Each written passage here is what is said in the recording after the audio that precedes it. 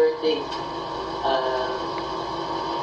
Siguro, wala na akong masasabi yung pangit sa'yo. Kasi hindi ko makakalimutan ng malit ako. Next time, tatalo.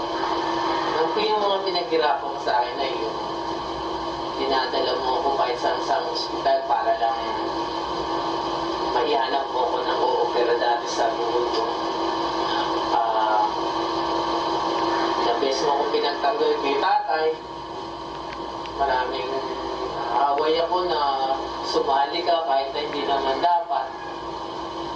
Maraming best mo akong nagtanggol. Alam mo na,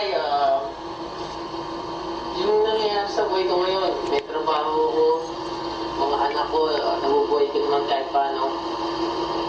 Siguro dahil sa ikaw yung nanay ko. Siguro kasi yung hirap na naranasan natin noon, isa yun sa mga naging inspirasyon ko. Siguro kung may papanganak ako muli, ikaw nanay ang pipiliin ko. Kahit na sabihin natin, kahit na yung maging, kahit na api-api mo ko, ikaw pa rin yung nanay na pipiliin ko. Kasi alam mo na